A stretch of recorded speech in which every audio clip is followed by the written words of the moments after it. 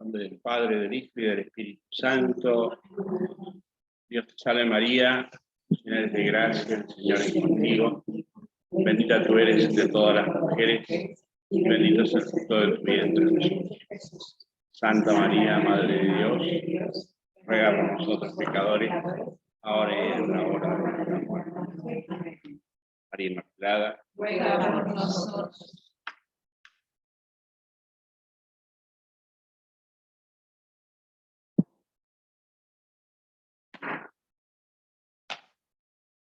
Bien, el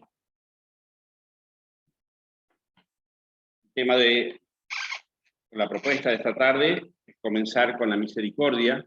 El título que está ahí quedó de un texto anterior, así que bueno, no le demos mucha importancia, lo importante es la misericordia.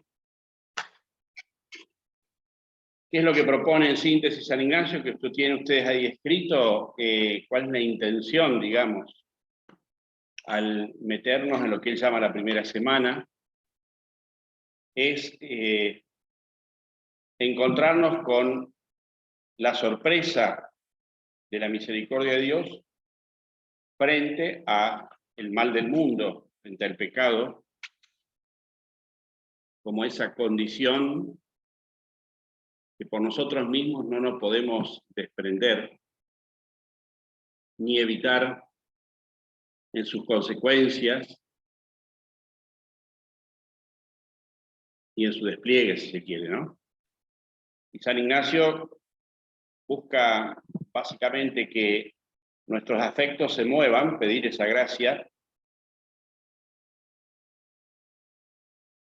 frente al amor de Dios que sigue apostando y que hace todo, se entrega para que esa realidad del pecado no nos pase por arriba.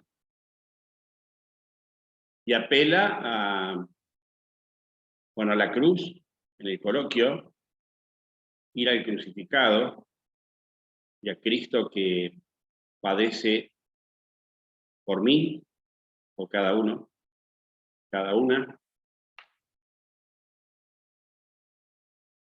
Apela al hecho de que habiendo habido situaciones, como nos dicen las Escrituras, más allá de que las interpretaciones teológicas, pero uno dice, bueno, Adán y Eva perdieron el paraíso, Luzbel pierde su condición de amistad profunda con Dios, y yo que he cometido mucho más pecados, sigo siendo perdonado. Cristo muere por mí, me rescata, podemos decir, estamos aquí en la vida consagrada, y podemos mirar quizás también la situación de tantos hermanos, aquellos que no conocen a Cristo y que no ven este misterio, no lo conocen, al menos de la misma manera, o la realidad de tantos millones de personas que quizás son mucho más buenas que nosotros y padecen también enormes consecuencias de un mundo injusto, de un mundo cruel, de un mundo abusivo, de un mundo que una y otra vez insiste en destruirse. Podemos poner los pecados de la Iglesia, abundantísimos pecados de la Iglesia, que no tienen justificativo, que ya conocemos.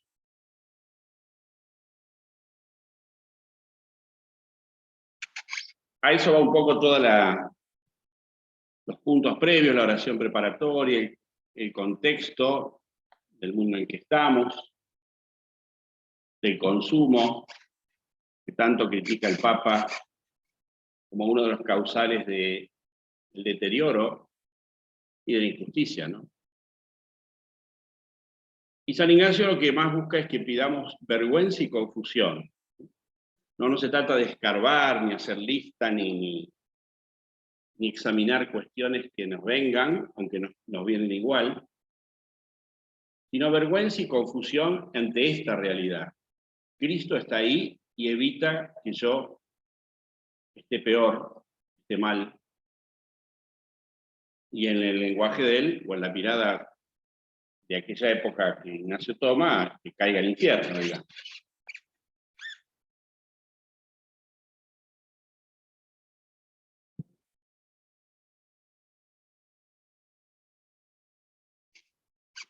San Ignacio mismo lo vivió en su vida de conversión, tremenda vida, bueno, tremenda vida, capaz que hoy un nene de pecho, pero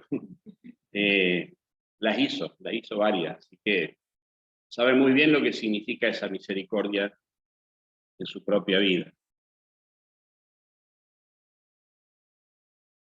En las sugerencias, algunas imágenes dice que nos ofrece San Ignacio,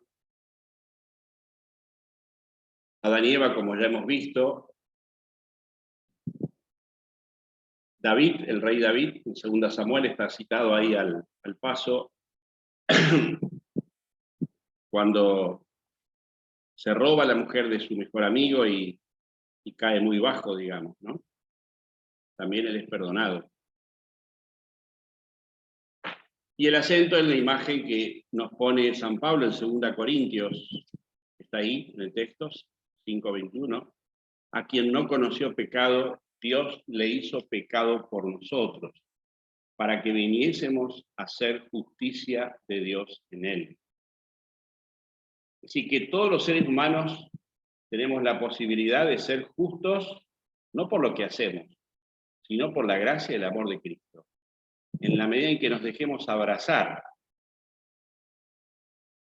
abordar por esa gracia misericordiosa, y cuanto más nos llegue al corazón, es la que puede santificarnos.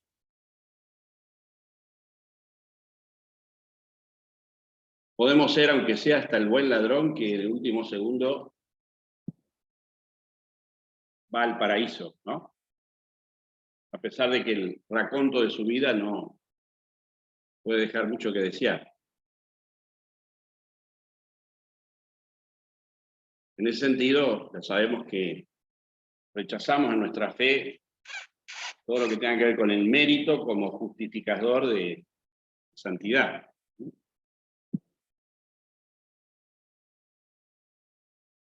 Sí, el reconocimiento de la gracia y de la aceptación de la misma, y cada uno del grado de santidad que se tenga, que Dios nos conceda.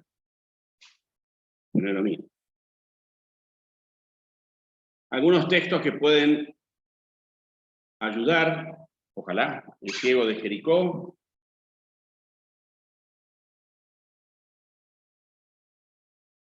ese inmovilismo del ciego y la comodidad de no ver, de sobrevivir haciéndose a una forma de ser. Bueno, soy ciego, ¿qué voy a hacer? Cada uno de nosotros tendrá debilidades, tendrá impedimentos o tendrá condicionamientos, pero nos vamos edificando y nos vamos haciendo al modo de, sobreviviendo con eso, y nos va inmovilizando, en algún aspecto al menos. Vamos quedando al costado del camino, ese camino que decíamos el Señor nos invita, también el sínodo, de pronto ya no está en nuestra vida, en algunos aspectos de nuestra vida. ¿Por qué? Porque quedamos al margen. Nos hicimos al margen.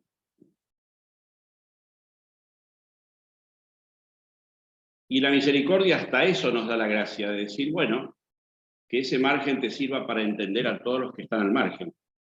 Marginados, descartados, dice el Papa, o en las periferias, que son muchos, muchos de muchos de muchos, y de muchas maneras.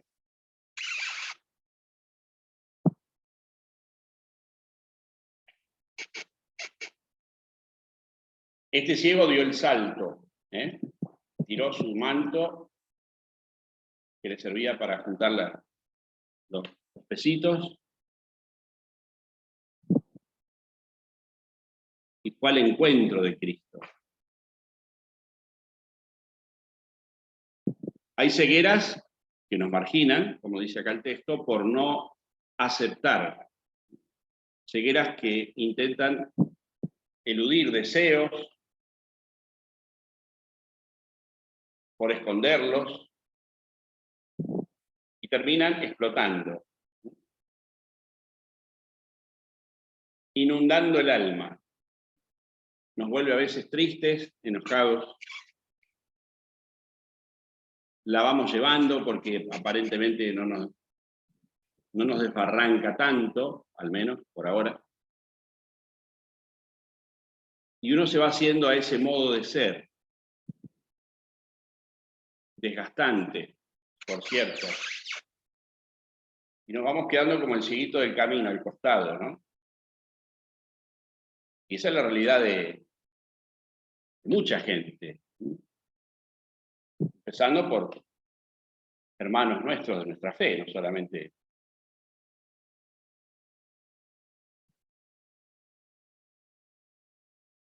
O podemos tomar el Salmo 150, soy liberado, nada es negro ni manchado en el amor del perdón, ¿no? El perdón blanquea, como la nieve, dice el Salmo. Ahí está esa justificación. Soy cristiano, vivo en el espacio y el tiempo de la confianza sin límite de Dios hacia mí. Esa es la misericordia, que Dios, pase lo que pase, sigue apostando, sosteniendo, llevándome. Algunos textos que reafirman eso. Y no solamente verlo en uno, verlo en todo.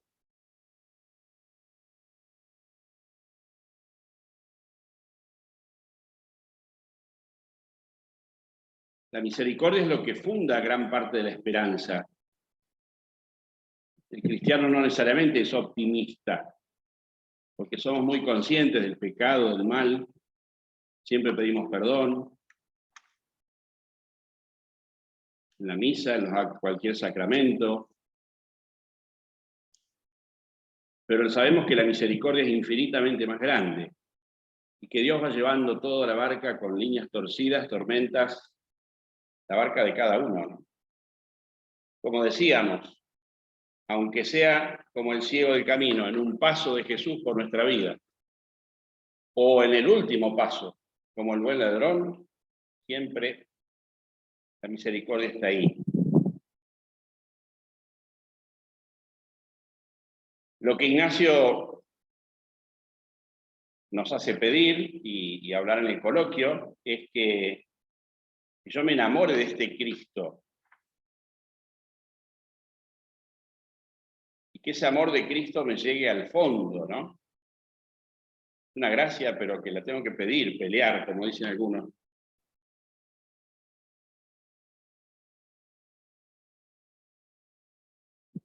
San Ignacio no sabe que podemos vivir de prestado. Pero los ejercicios son para los que quieren mucho más que vivir de prestado. Quieren hacer de esto el centro, la fuente de su amor.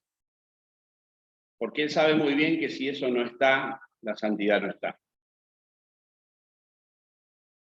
Yo voy a ser santo por salto en garrocha, paso por encima de mi miseria y me transformo en una gran persona, probablemente sea un perverso. Como casos tenemos cientos, lamentablemente. Sino que tiene que doler, pero es un dolor de amor, ¿no? Es un dolor de curación, porque la curación es que el amor de Dios es más grande que yo, más grande que mi pecado. Es decir, que es una semilla de humildad. La humildad nace en el dolor de lo que uno es.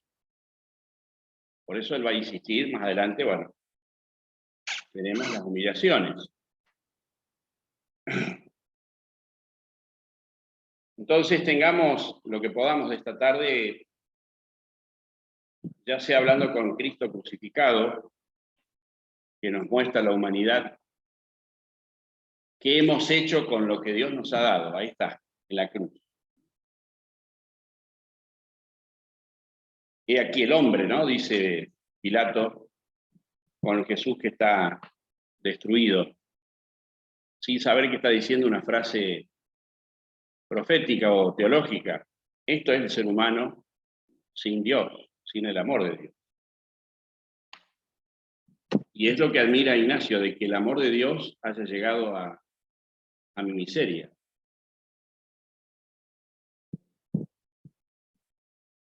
Pidamos entonces para que esa admiración, o ese, aunque sea a través de la vergüenza y confusión, pueda estar en nosotros. Si no es hoy, que sea cuando Él ponga.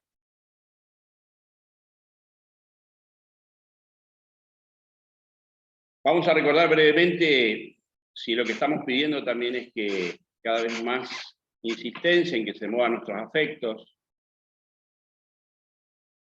y nos ayudamos para eso del ejercicio, de los ejercicios. Vamos a recordar entonces los campos de la consolación y la desolación.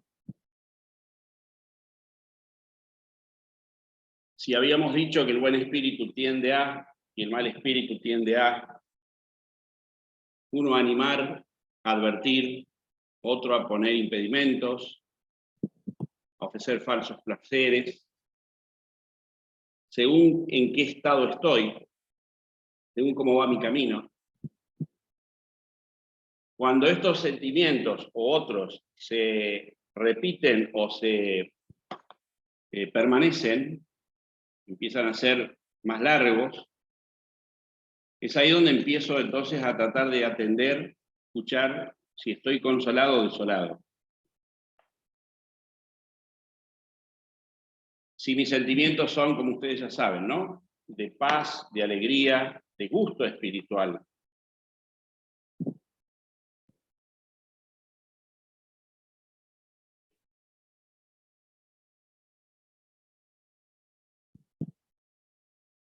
De dolor por los pecados, por Cristo, dice Ignacio, o por cualquier cosa derechamente ordenada, dice él. Dolor por un hermano, una hermana. Si hay aumento de fe, esperanza y caridad, si siento más esperanza, siento más confianza, sirvo con gusto,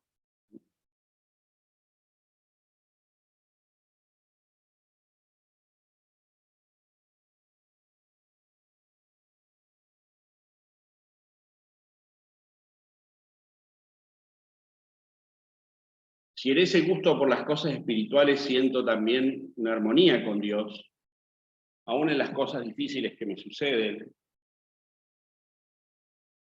y aunque sean dolorosas también,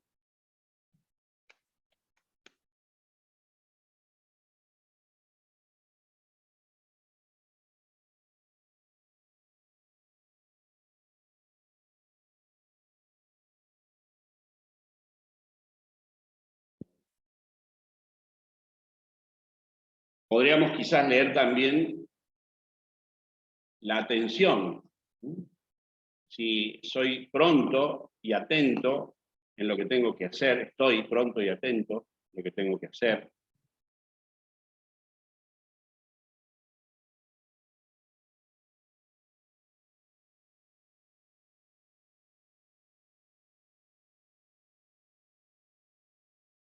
No porque soy un buen empleado, una buena empleada, un buen soldado, digamos, sino porque tengo ganas de servir. Me hago cargo, aun cuando no tengo ganas.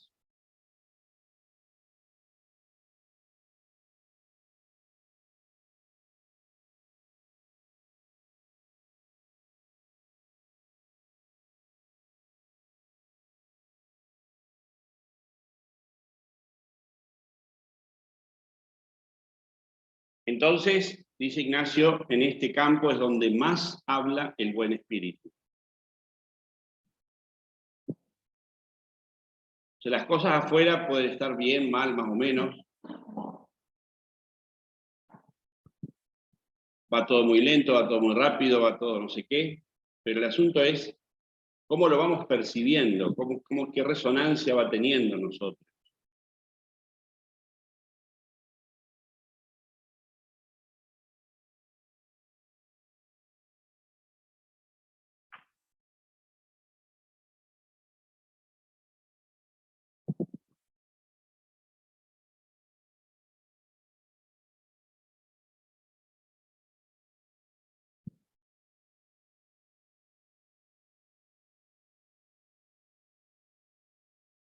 Después veremos que hay consolaciones que pueden ser falsas, cuál es entonces la segura, digamos.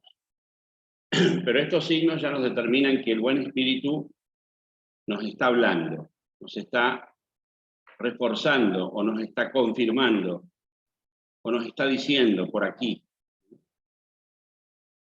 Y los pensamientos entonces que surgen de acá son más propios de él. No significa que todo lo que sale, todo lo que llega a consecuencia de la consolación, como también vamos a ver, sea bueno. Pero siento que es una guía, donde sé que el buen espíritu está conmigo. En la desolación, todo lo contrario. Pereza, dice Ignacio, pereza, tibieza,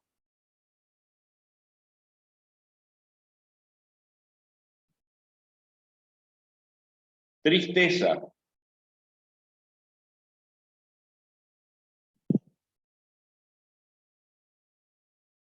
pereza, tibieza, tristeza, pasiones exacerbadas,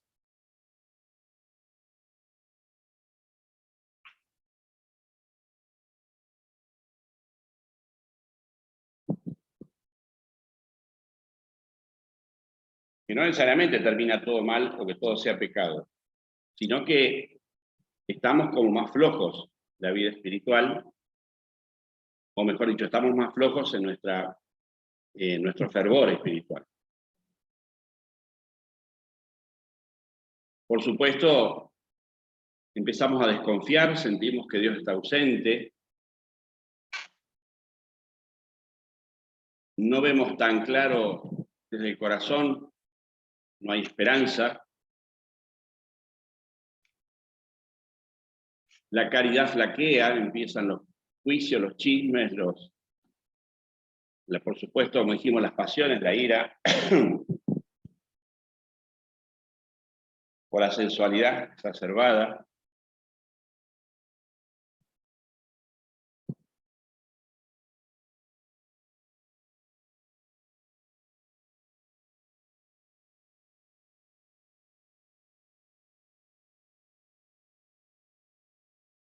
Y no tenemos gusto por las cosas espirituales.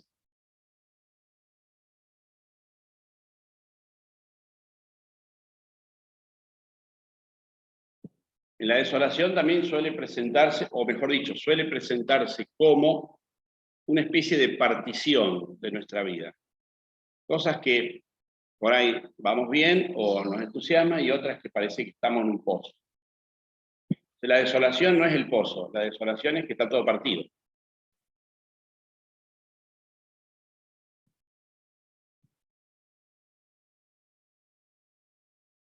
Estoy dividido. O suele haber zonas de nuestra vida que están como marcadas por una desolación. Desolaciones mal resueltas. Siempre hablando del espiritual, ¿no? Quedan como nidos, así como en la casa hay nidos de hormigas que van comiendo, otros nidos de murciélagos.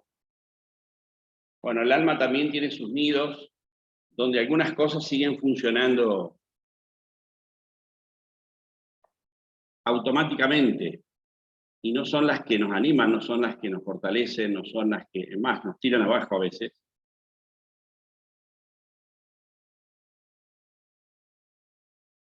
Y el hecho no es que yo tenga que matar todo el nido y destruirlo todo, sino empezar a integrarlo.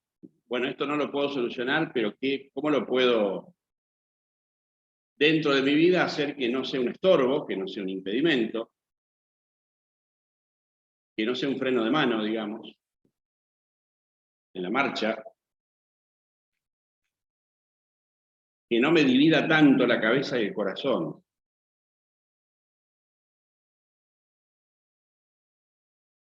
Y poder llevarlo con paciencia, como vamos a ver, es una de las herramientas fundamentales frente a la desolación.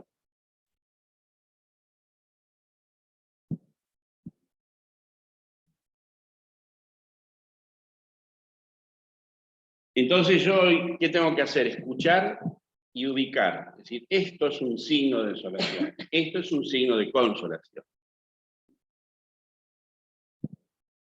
Entonces sé que en un estado o en un signo voy a tener más del buen espíritu y en otro voy a tener más del mal espíritu. No significa que todo está mal o todo está bien, sino que es más propenso. Hay guardia baja, digamos, o hay guardia alta.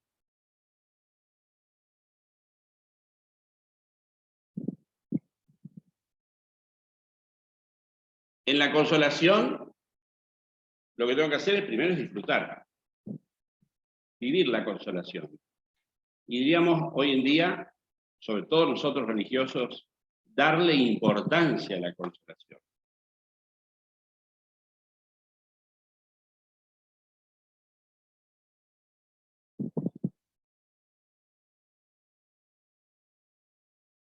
Nos hemos contagiado mucho del mundo en esta insatisfacción permanente.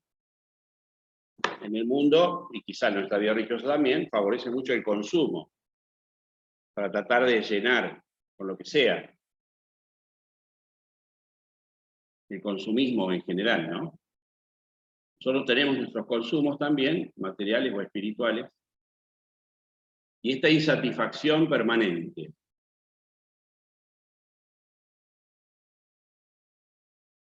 Muchas veces alimentada por la tentación no vista del perfeccionismo. El perfeccionismo hace que uno nunca pueda estar satisfecho. Y a lo mejor Dios nos ha sembrado de consolación. Ah, pero parece que no bastan, o que no son las que uno espera, o las que uno cree que no sé qué. Entonces, darle importancia a la consolación. Sigo creyendo que le damos poca importancia a la consolación.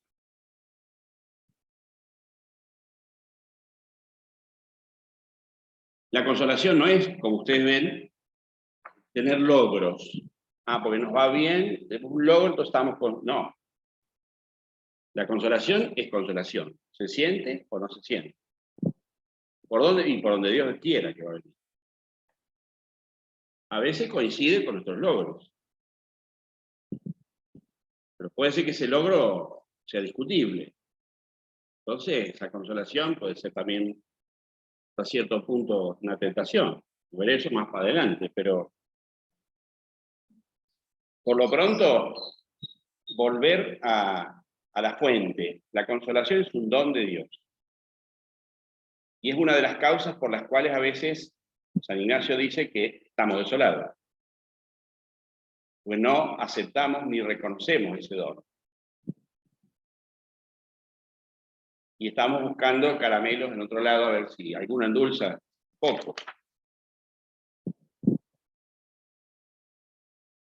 Entonces, disfrutar la consolación. Y dice Ignacio, agradecer y guardar en la memoria para los momentos de vacas flacas.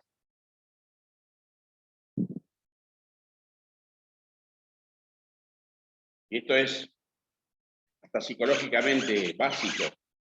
¿Qué es lo que me va a ayudar en las crisis, en los momentos difíciles? Volver a la memoria de lo que se ha recorrido, de lo que se ha vivido. Volver a la memoria de los dones y gracias y consolaciones del Señor.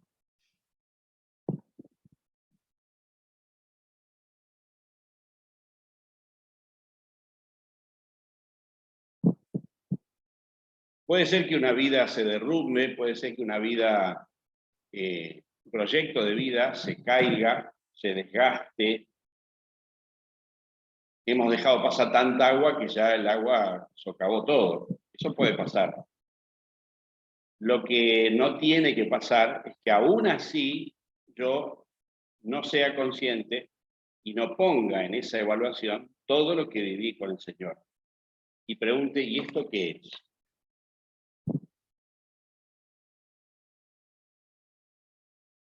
¿Qué lugar va a tener? ¿Tiene y va a tener, seguir teniendo en mi vida? Más allá que los cimientos de mi casa estén bastante complicados. De mi vocación, de mi vida religiosa, de mi personalidad, psicológicamente, quizás hablando.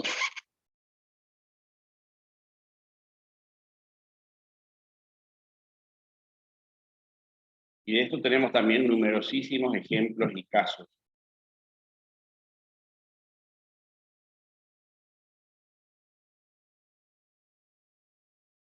Por eso cuando Ignacio dice, estaba buscando la frase textual, dice, llamo consolación cuando en el alma se produce alguna emoción interior con la cual viene el alma a inflamarse en amor de su Creador y Señor. Yo creo que este es el primer enunciado al cual menos bolilla le damos. Es decir, cuando el alma amó y ama a Dios, ¿qué tiene que ver con vos eso? ¿O es un fogonazo?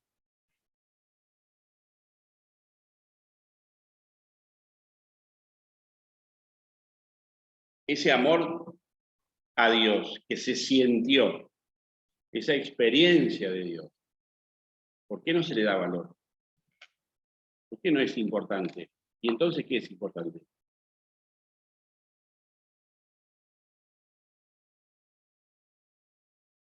Entonces buscamos en lo fáctico. Hemos logrado tal cosa, hemos podido hacer esto, tenemos relevancia en tal dimensión apostólica, educativa o qué sé yo qué. Y el amor a Dios parece que no sale de nuestras palabras, digamos. Mi relación con Jesús queda como operativa, digamos. Parece que fuera un equipo. Se queda en la dimensión del trabajo en equipo. Y cuando el equipo ya esté jubilado, ¿qué hacemos? Cuando yo ya no pueda hacer más cosas, cada vez hacemos menos, ¿qué hacemos? Entonces la vida dejó de tener sentido. ¿Para qué estamos en la vida religiosa? Nadie tiene asegurado eso. Lo que en todo caso nos ofrece estas reglas sapienciales es ponderarlo, sentirlo, darle cabida, darle lugar y guardarlo en tu memoria, dicen niños. Los remedios o herramientas contra la desolación, ustedes los conocen, los repetimos rápidamente. Primero, trabajar en paciencia. Contra la desolación, paciencia. Y hacer todo lo contrario de lo que la desolación nos diga. No todo lo contrario por hacer lo contrario, sino de lo que la desolación te tiende a poner. Entonces, si la desolación me tiende a poner en un lugar de odio, de bronca, de pataleo, aunque tenga razón, o al menos en parte, pero no lo hagas, porque te lo dice la desolación. Ya vas a ver claro.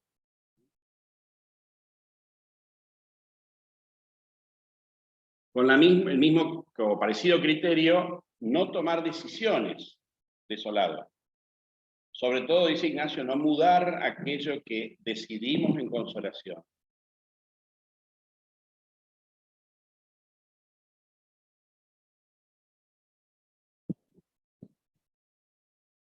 Por supuesto, puede haber tomado decisiones en falsas consolaciones. Puede ser. Las cosas son complejas y no siempre las discernimos bien y bueno. Pero si la consolación fue consolación, no mudes eso. O lo que te motivó a decidir algo cuando estabas en desconsolar.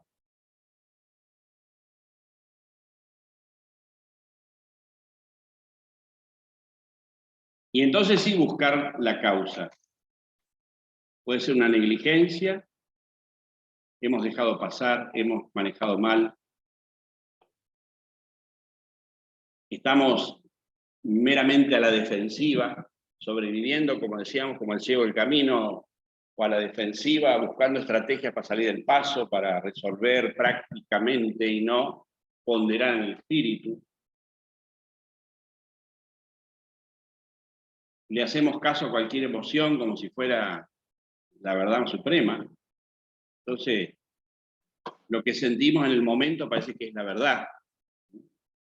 y no examino si esto qué es. Hay una locura mía, porque tenemos locuras, aunque no estemos internados en un psiquiátrico, o medicados. Locuras siempre hay. Algunas inocentes, algunas y otras no tanto. Entonces dice Ignacio, por negligencia, ¿no? Falta de cuidado, sin poner los medios. San Ignacio dice expresamente por la oración, pero obviamente que lo implica toda la vida, ¿no? Sí. Lo que yo ejercito en la oración es lo que vivo, y viceversa, de eso se trata. Segundo, porque Dios pone a prueba mis deseos. A ver si lo que yo estoy buscando, pidiendo, queriendo, es real, de parte mía. A ver si realmente quiero y deseo eso. Eso también es muy sabio. Entonces, muchas veces el desierto de la desolación, las largas esperas, las cosas que no se dan, nos purifican. A ver si realmente yo buscaba y quería lo que quería y buscaba y deseaba. A lo mejor era un espejismo.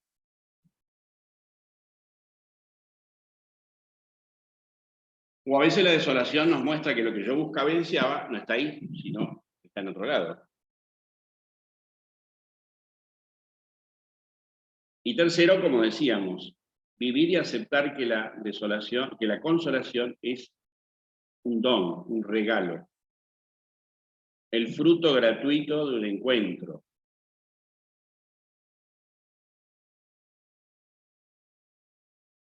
Que lo deseamos, que lo pedimos. San Ignacio dice, tenemos que estar consolados. No permanentemente, sino nuestra vida en general, ¿no? Tenemos que vivir consolados.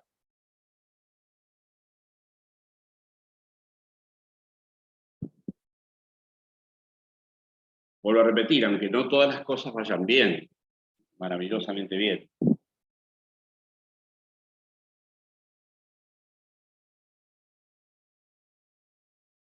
Por eso es importante que el acompañamiento que podamos tener, que no necesariamente tiene que ser un sacerdote, puede ser un laico, puede ser una religiosa, cualquier cristiano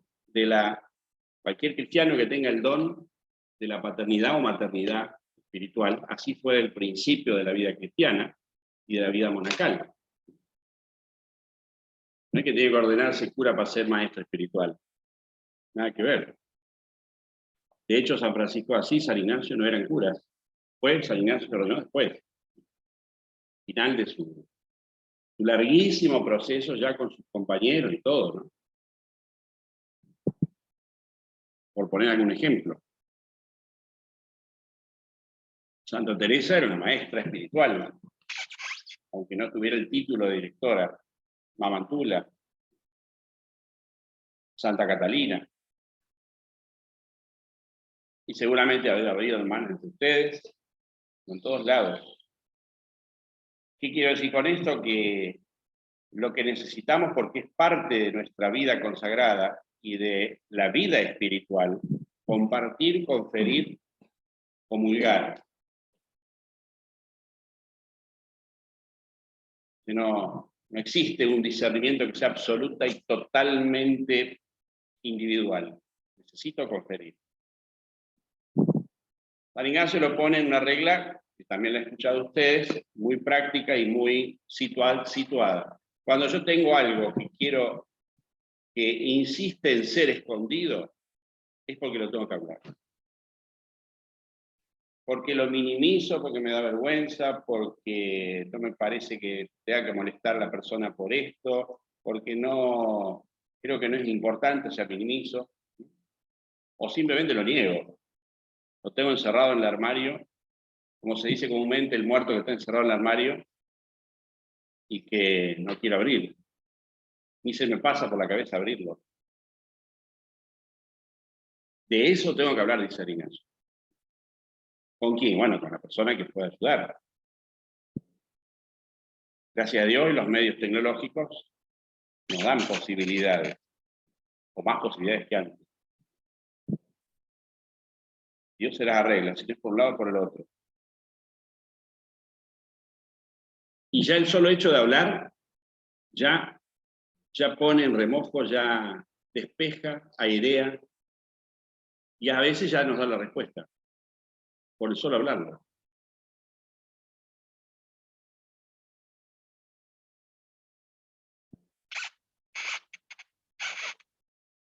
Y por último, las otras dos reglas: cuidar siempre el lado flaco de nuestro castillo interior.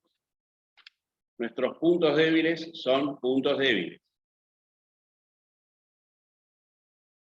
Así como un techo que está mal hecho filtra, la pared filtra, el alma filtra. Si soy egoísta, soy egoísta. No es para rasgarse las vestiduras, sino para cuidar mi egoísmo.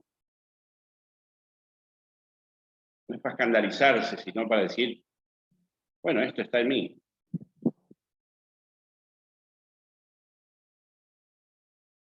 Si mi erotismo está exacerbado, está exacerbado. O tengo una personalidad que tiende a. O soy ambicioso y me gusta el poder. Todo puede ser bueno o malo, también la sensualidad. Hasta que aprenda a hacerlo, mientras tanto, paciencia, aceptalo. Y cuidá que no se te filtre, que no te vaya horadando la casa. Cuidar el lado flaco del castillo. Donde mal espíritu siempre nos va a ganar la pulseada, porque sabe.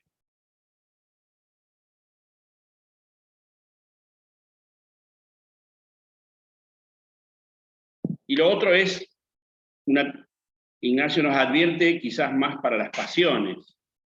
Nos dice, cuando una tentación entra y yo la dejo entrar, va creciendo, va creciendo, va creciendo y nos va ganando, ¿no? Entonces él dice, cuidado con aquello que dejo crecer, sea de mis propias inclinaciones o sea de lo que sea. Más bien, dice él, poner rostro, cortar a tiempo.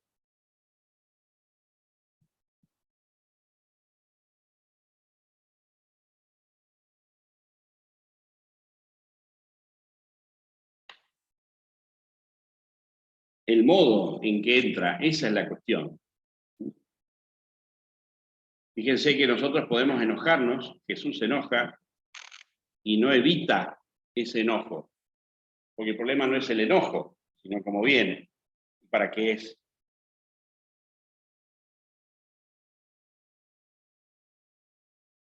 Así como en otro momento, evidentemente Jesús percibe en aquella curación del hombre de la mano paralizada en la sinagoga, cuando lo ponen a prueba, y Jesús, él dice, creo que el Evangelio de Marcos, dice con dolor e ira, ¿no? O dolor y enojo.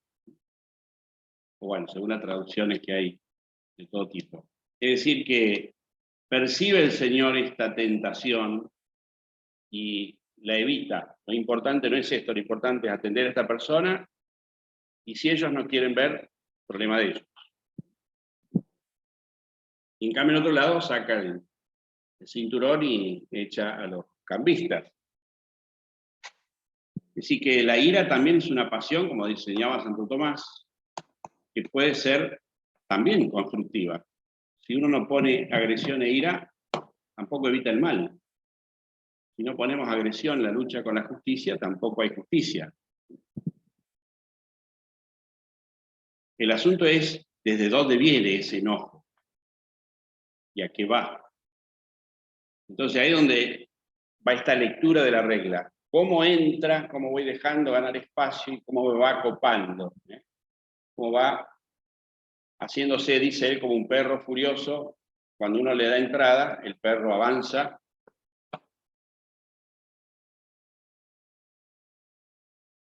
Por nuestros miedos, nuestros temores, en este caso. Bien. Ustedes las reglas creo que ya las tienen de antes, y si no, Internet tiene todo. Así que no se hagan problema.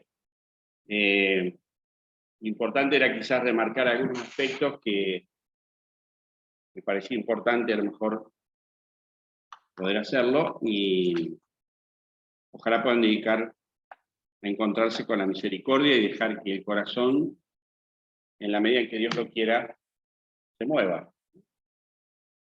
Vergüenza, confusión, o devoción a Cristo crucificado, o admiración, que bueno, sería eso un poco la vergüenza y confusión, o aquello que Dios quiera mover en este día a nosotros. Gloria al Padre, al Hijo y al Espíritu Santo. Como en el principio, ahora y siempre, por los siglos de los siglos. Amén. Amén.